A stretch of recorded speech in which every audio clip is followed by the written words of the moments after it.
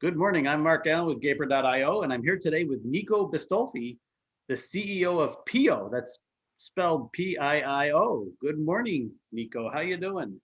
Hi, Mark. Very good, and you? Thanks for the invitation. Well, thank you. It's always good to talk to a fellow Bay Area person here.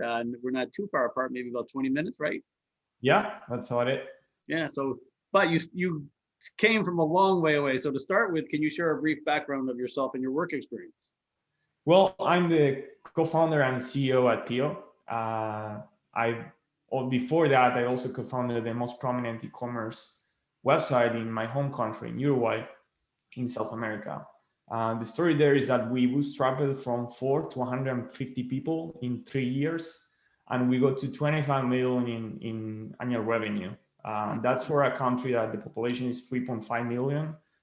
It's a very large company, and it was a very good experience to be living. Um, I've been working on web technologies for the past 15 years, 18 years. My first job as a developer was for a social network in 2006. The social network was based in Europe. I've learned a lot of my tools. I learned a lot doing that, especially for scaling website. I remember we had about 10 million people going to the website. That in 2006 was a lot. And I got to be the software architect of the solution. So it was also a very good experience.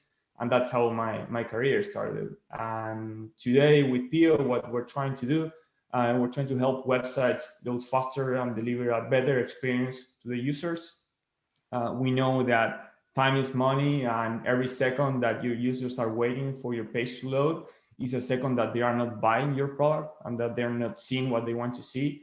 And that's what we're aiming for. We have a few products that can help people with that, but we also work together with the companies to help them understand what are the use case, where they're standing right now, what are the main things that they can fix in a short period of time to boost their performance, and then work on a long-term goal to get it to the right place. Interesting. So your typical customer, what I would assume would be a SaaS provider. Is that true? Any company that has a website and that their websites bring revenue or bring new customers in a certain way, uh, the performance is going to be important for Yeah. them. Today, Google is changing how they're ranking website, and they have something called the Core Web Vitals. That's a few set of metrics that will determine how higher your website is going to rank Hmm. among your competition on Google, and it's going to be based on performance. Of course, you already have the other SEO metrics in place and techniques, but performance is taking a very big part of the Google ranking. Oh, very interesting. And just out of curiosity, when did you move from Uruguay or wherever you came from to the United States? I say 2 years, kind of, because I was going back and forth. Hmm. But yeah, it's definitely before COVID. We finalized our lease for our home, and then COVID started. It was Wow, interesting. very challenging. And as long as you measure these types of things, I'm just curious, what is considered acceptable performance or acceptable response time on a website, especially an e-commerce website? Like, is it sub 1 second? Is it 3 seconds? What is it? So before, people was used to measure the performance in page load. Today we are talking about different metrics. One, the most important, is called the largest contentful paint, which means that how fast is your website showing something meaningful to your users. And when we talk about page load, we're talking about less than 3 seconds. That was the goal back then. Today, page load is not that important, and the largest contentful paint or the largest meaningful paint should be less than 1 second, definitely. Mm. If someone clicks on a link after searching for your website, or clicks on an ad, and it takes more than 1 second to show something, some information to the user of what, some information of value, right? Not just a spinning wheel. Yeah. Probably the user is going to bounce. Hmm.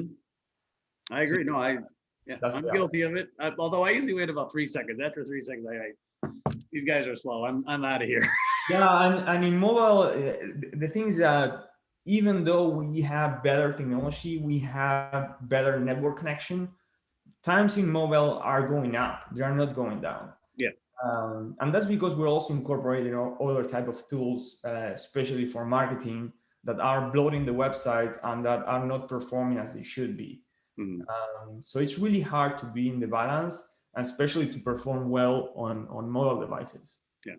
So Pio is based in the Bay Area, I know, but do you have employees all over the country or all over the world, and possibly in Uruguay too?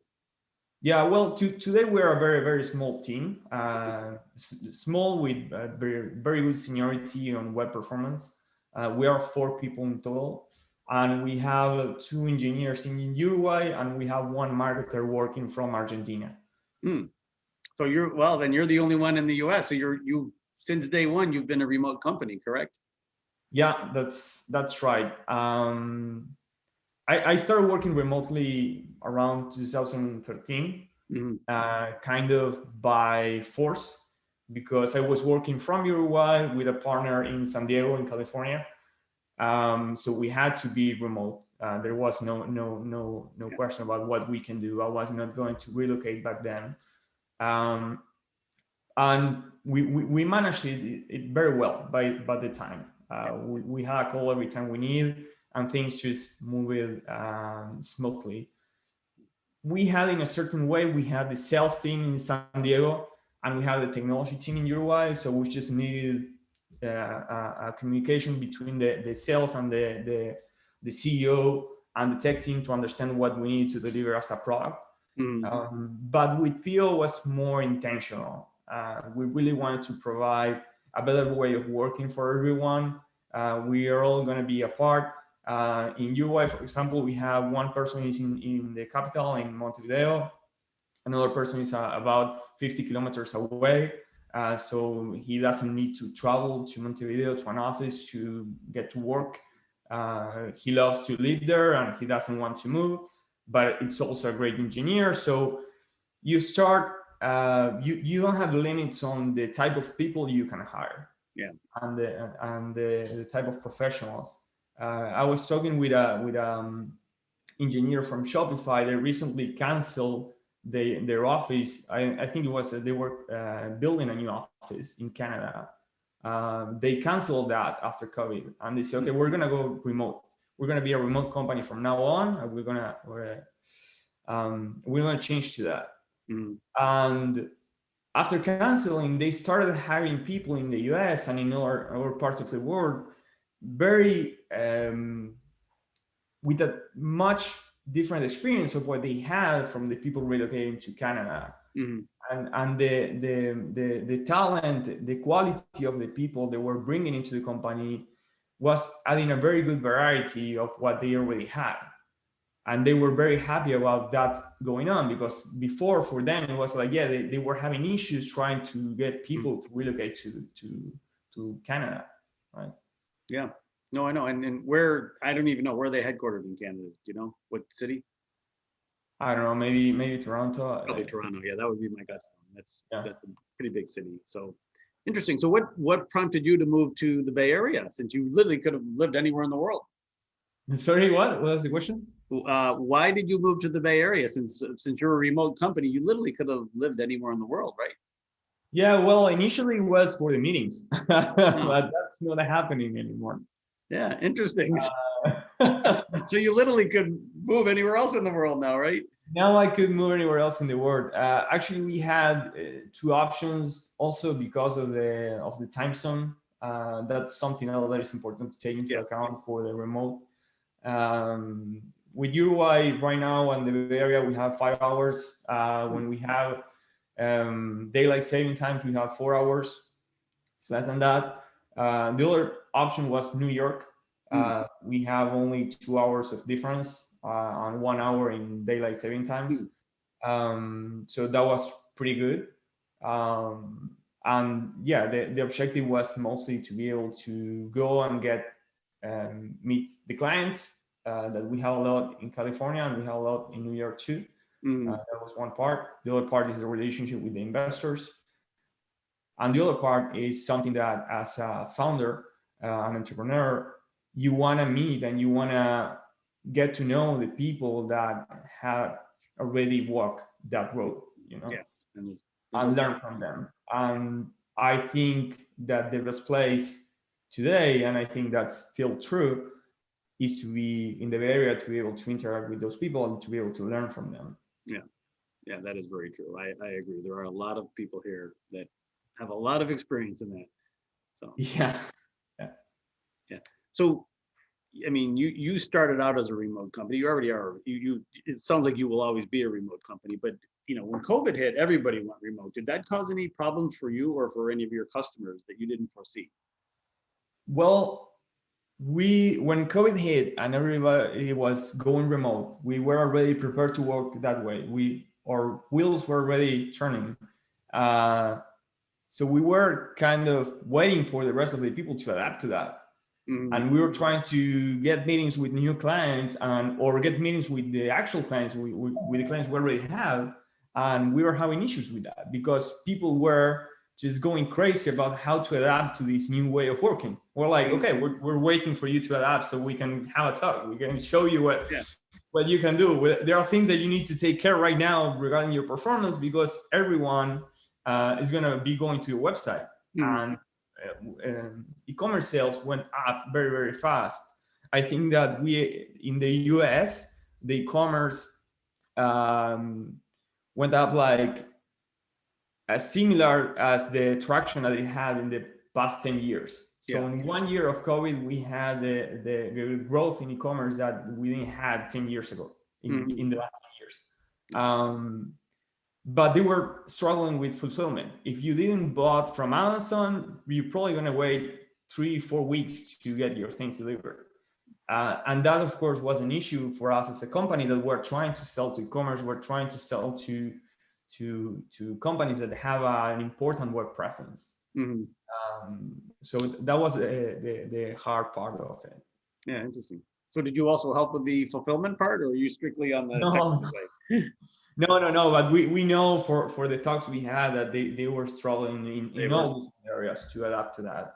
And even if e-commerce went up and the natural reaction is, okay, your sales have to go up, not necessarily, because those companies, we have one company from Canada, is one of the largest hardware stores in Canada. They were selling very good in e-commerce. They were having a lot of more traffic, but they had their retail stores closed. And even if they were selling more e-commerce, in overall revenue was less than what they should have. Interesting. So yeah. I mean, from your standpoint, I'm assuming you're going to stay remote, but what do you think is the future of remote employment, both US and worldwide going forward? So there are a few challenges. I do hope that remote becomes the default setup for everyone that needs to be working from a computer, right? If you don't have to be delivering something, if you don't have to be, I don't know, treating a person in a hospital or things like that, I think that remote first, it's the best. And then having some place to go, if you want to have an office, if you want to have a quarterly retirement with the company, to have the social part in it, that can work. From my experience, we have a very good communication in the company, and that can be sorted out. That's, I think, the main problem. The rest you can work and you can find out a way to make it work. But of course, it's not only challenging for some companies for their processes. If you have a very, very large company adapting to it, if you didn't have COVID in the middle, maybe you wouldn't have done it, because therefore it's so big. But also it's hard for certain people. You need to have well-established social group for yourself.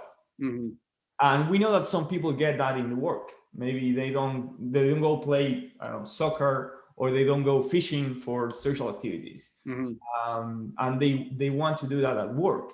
And for that people, being alone at their home may be very, very challenging. Yeah. So that's another part that I think it's challenging. And with new generations, I don't think that's going to be a problem. They are already digital natives. They're not going to have a problem with that, but probably older generations may have bigger issues adapting to it. Yeah, true. I would agree. And I think that the younger generation already knows how to use social media and things like that for their social interaction. They don't need it as much at work. Would you agree? Yeah, definitely. And maybe it's easier for them to do it digitally than in person. It's like, well, I have to talk to someone in person. Yeah. Well, I actually think that will eventually swing back. I think we all do need that personal touch. But I think it'll be a blend of both eventually. Yeah. And the other part is as we're switching and we're having different type of social interactions, the mental health part is very, very important. It is. To take care of and to monitor. And it's easier for you to monitor, and we are trained as humans to monitor and to see how a person is feeling. If you have it right next to you, you can understand if the person is frustrated, if he's stressed, or anything like that, and you can help with that. If you're remote and you're only seeing them through video or like maybe 20-30 minutes a day, that's going to be very hard to accomplish, and it's going to be very hard to track and very hard to help those type of people that may go through those problems. Yes, I would agree.